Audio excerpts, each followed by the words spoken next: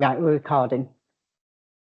Thank you. Welcome to the meeting of the Executive Cabinet Member Leaders Portfolio, held in the presence of opposition sportspersons. We will start on the non-confidential items. First, item one is the monitoring of Executive Cabinet Member decisions. Vicky? Yeah, I think, Leader, all the items can stay on for now, but I think some of them will due to come off next month. Thank you. Okay, thanks very much. Item two is the Directorate of Corporate Resources Finance Report, quarter one. Who's doing that? That's myself, Chair. Thanks, Catherine. Thank you. Okay, so this report contains the quarter one update for the Directorate of Corporate Resources. The Directorate currently projected a year-end underspend of 15,000, of which this portfolio has an underspend of 163,000, mainly attributable to vacancies.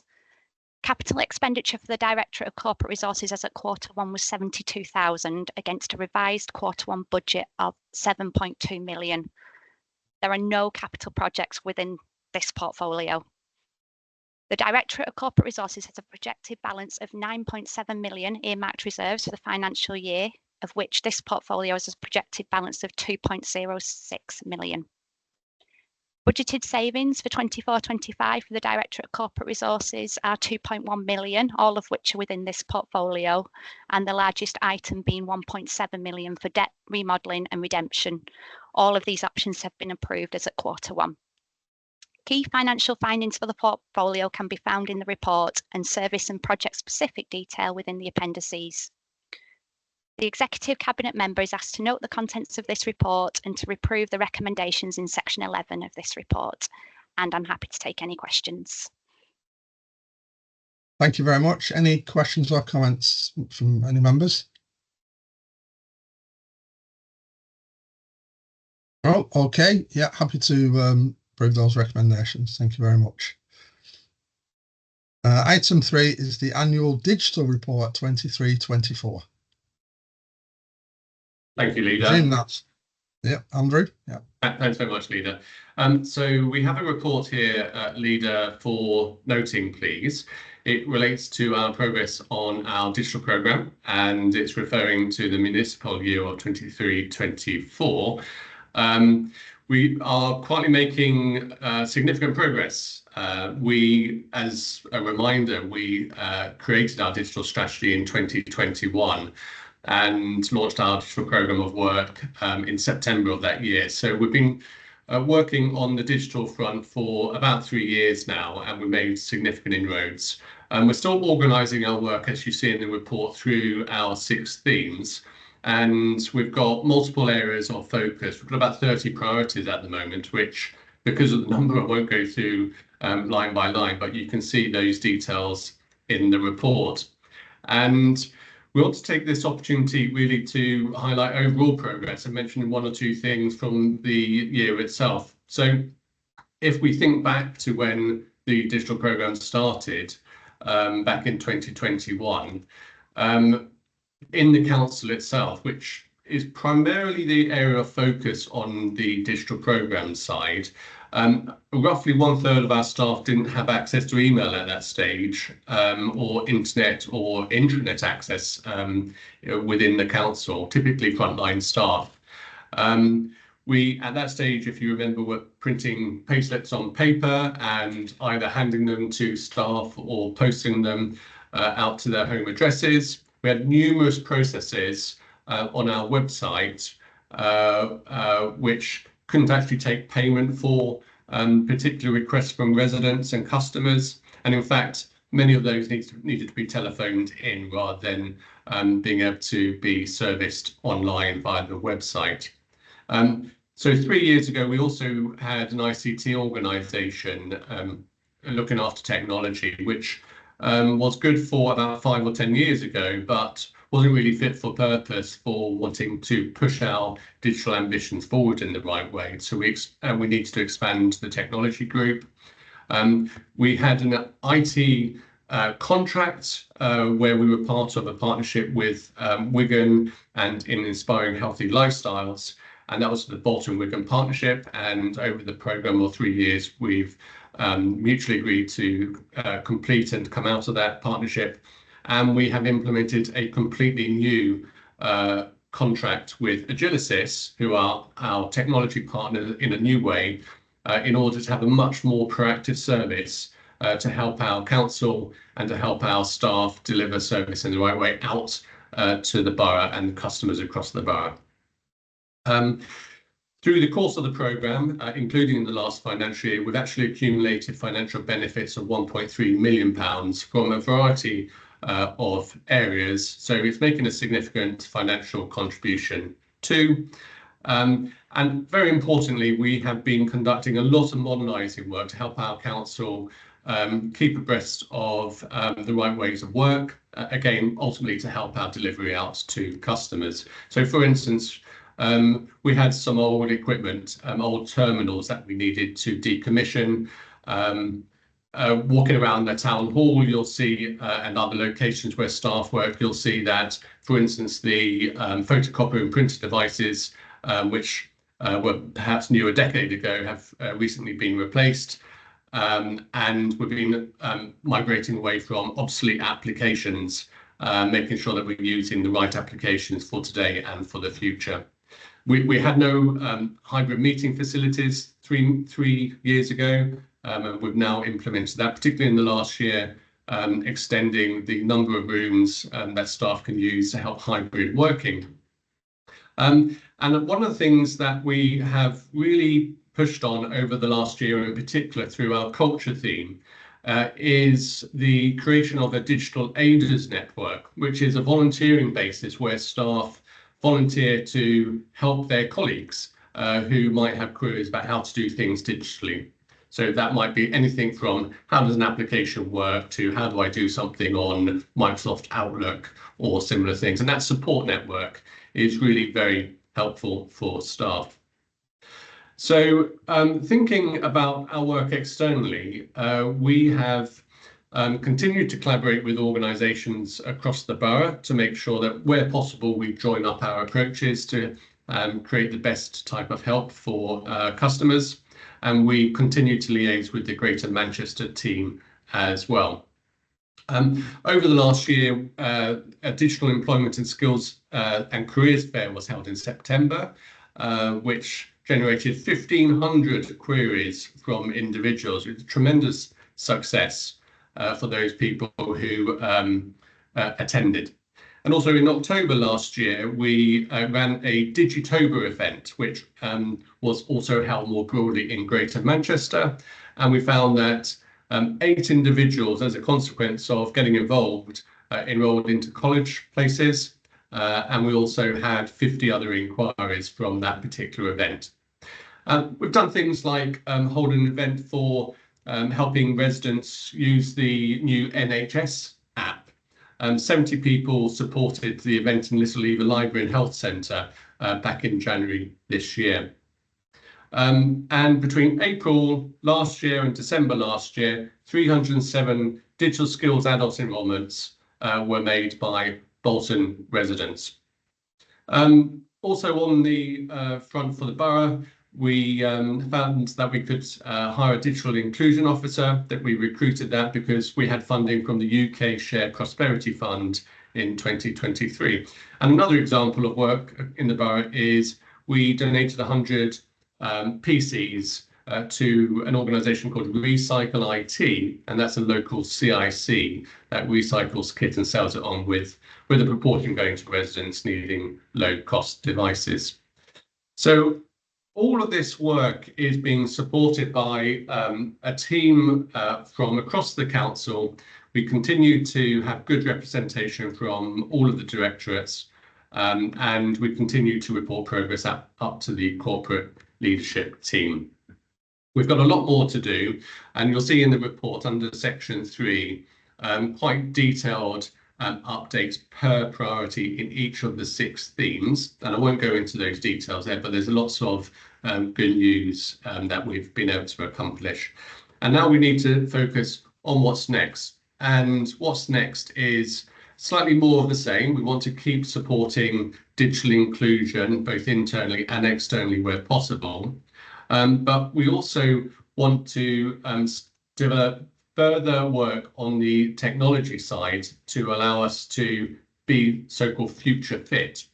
And there are lots of things that we need to do on that front. So one example is that we internally within the council, we need to always use the latest technology to make sure that we're not using anything that is out of date and perhaps insecure.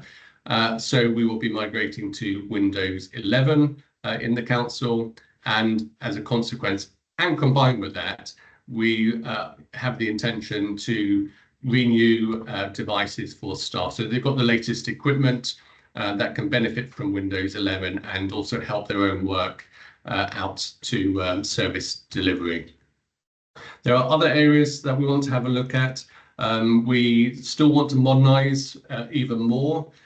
We have, as one example, we have a network of desk phones across staff locations in the council, and we feel that we have an opportunity to look at our telephony in total and potentially move to what's called soft phones, where we use Microsoft Teams like this and have the ability through Microsoft Teams to dial out rather than using, for instance, a mobile or a desk phone.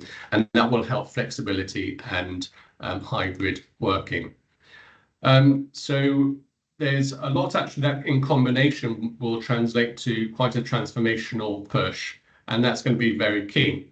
Now, we're also, as a final point, very conscious that the programme has been running for 3 years and it's doing very well, but we feel that we're quite close to the point where we'd like to take a look at our approach and perhaps refresh it, refocus, and make sure that we are organising our work and focusing on the right priorities for the next 3 years. And that will be something that we come to over the next couple of months.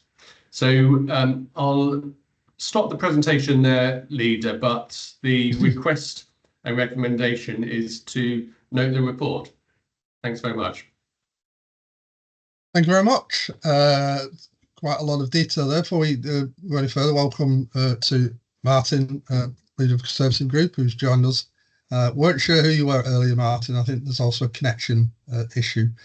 So yeah, thanks, Andrew. There's quite a lot of detail there, and there's quite a lot of things that have actually occurred. And I mean, my comments on the whole agenda, wearing my GM digital hat as well, is improved digitalisation isn't just about making savings. That is a clear benefit, but it's also about a different type of driver for improving public services. There's a massive amount of opportunities there, and also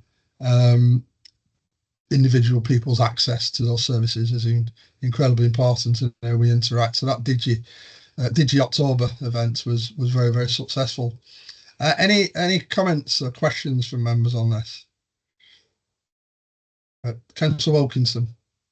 Thanks, Nick. It is a good report. I mean, I think a lot of people don't realise how much issue of IT goes in any organisation these days. It's, the days of paper have, long gone, and it has a big cost. Obviously, you're dealing with a lot of IT and equipment, etc.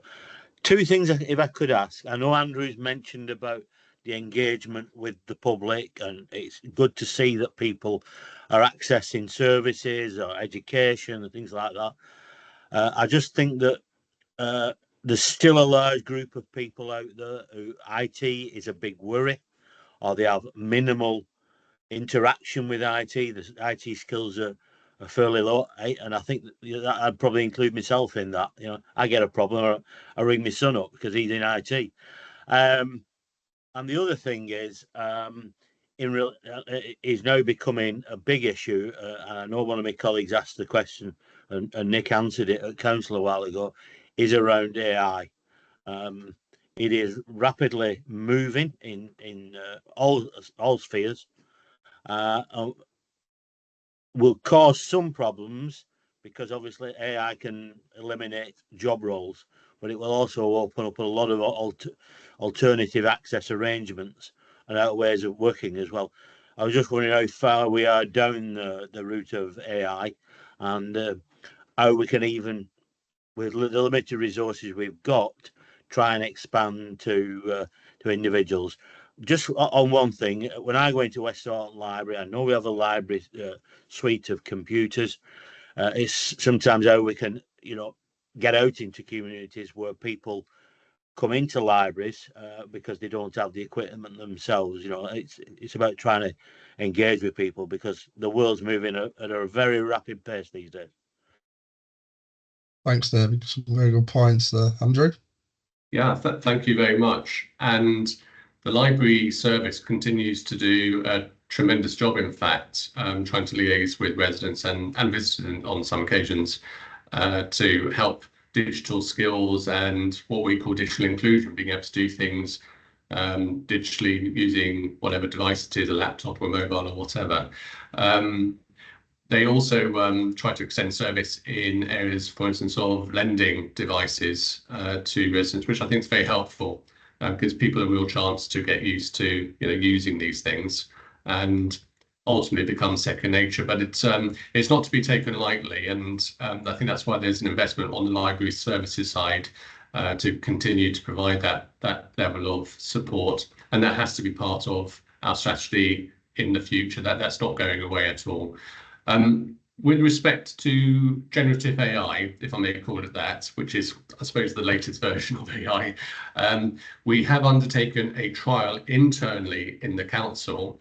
That was a 1-month trial in collaboration with our technology supplier, Agilysys, and it involved a little bit of a case study approach across all of the directorates. So we tried to get as broad an understanding as possible about how a particular AI tool may be of benefit.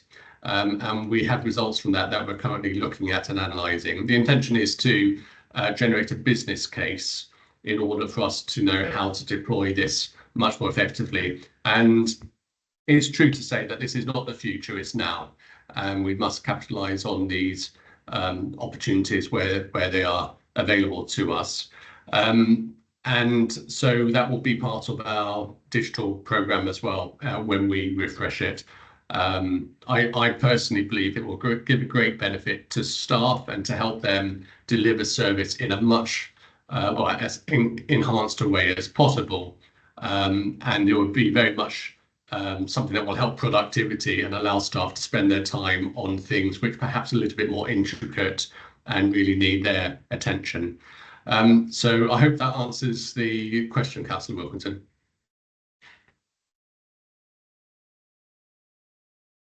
Yeah. Okay. Thanks very much. Anything else on that? Okay, thanks very much. That report is for noting. The next item on the agenda is the Click Travel contract. That's myself, Leader, again. Thank you. Thank you. Okay, so this report is to seek authority to waive the standing orders and make a direct award for the travel management system contract. The current system that's in place is provided by a company called Travel Perk, which is commonly known as Click Travel, and the contract expired on the 31st of March this year. A corporate travel management contract allows a one-stop shop for travel, so rail and hotel integrating into the existing council systems, allowing for easy payment, transparent reporting, and also cost control.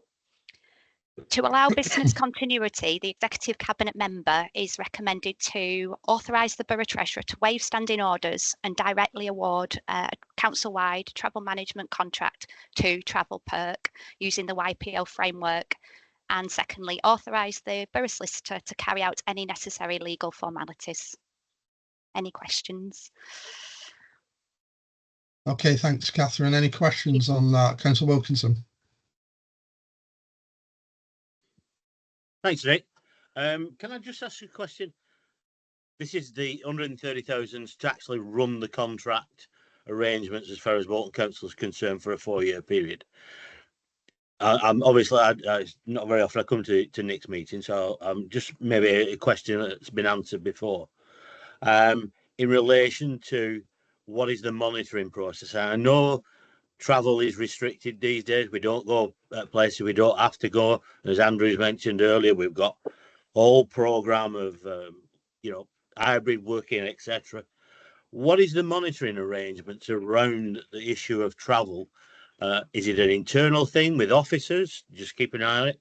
Or do we have a report which will come to say to the leaders exec member meeting to see what the overall picture is, trend, is it going down, is it staying stable, etc.? Because obviously travel costs are something which would have to be controlled like any business or organisation. Thank you. Who'd like to take that one?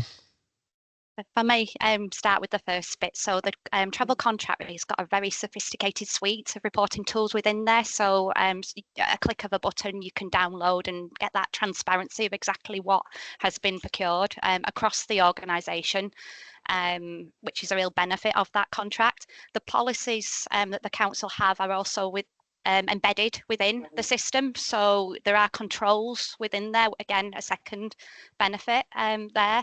And these reports are available. Could I just follow? Thank you to Catherine for saying the reports available. Just wondering what the mechanism is of of an overarching view of it, of the actual issue. Is it internally officers, or does it come as an exec member issue to say, not really happy about this particular issue or whatever? Where does it? So who looks at it and who draws a line around it? I think it doesn't. Sorry, Graham, go on. I think, if I may, I think at this point there is no formal reporting to ECM around the travel costs that we're seeing come through. It would be internal management through the usual budget monitoring and financial discussions with the managers of the individual services that are making use of the travel system. However, that does not mean we cannot provide a report to ECM if it's felt that this would be of benefit to the leader and the directorates and the ECMs. If that's what councillors feel they would like, then certainly we can include a section in the standard financial reporting that we provide to ECMs around the use of the travel system. I think the salient point really is we've just had the report on digitalisation services, etc., and point was made quite clearly about increasing hybrid working and or even exclusive online meetings. And so you would expect that the trend for travelling to physical meetings would be going down. That would be definitely something that would interest me. It's not always the case that every meeting has to be online. I think everybody understands that there is a lot of benefit for people getting together in physical meetings. We know that. But I do make the point again, I do agree with Councillor Wilson, you would expect that trend would be on the downturn. And we're talking about travel and accommodation costs really. So perhaps that's something that can come back, whether Graham or Lee wants to pick that up and get back to members on this call on that particular issue. Certainly, we can certainly look at that. I think that that would be one of the advantages of the system, the Click Travel system, is it allows the reporting from the system, so we can begin to understand whether or not we're seeing that reduction in costs through the increased use of digital means. So we'll take that as an action and get back to members as soon as we can do.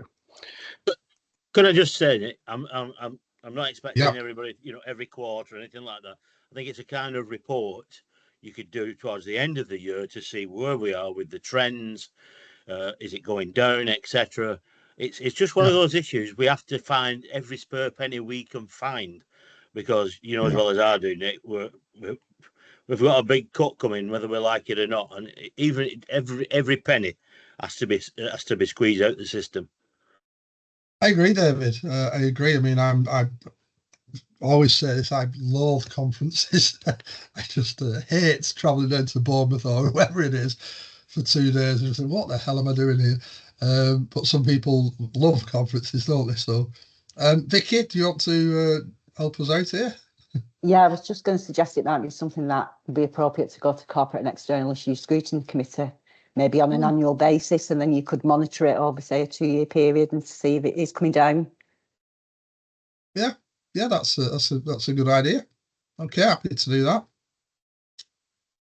Okay, thank you, everybody. We're now, for benefit of any members of the public who are watching the recording of this, the next two items are confidential, as per the Local Government Act 1972, and therefore these next two reports have got to be heard in private. So thanks, Vicky, if you want to stop recording.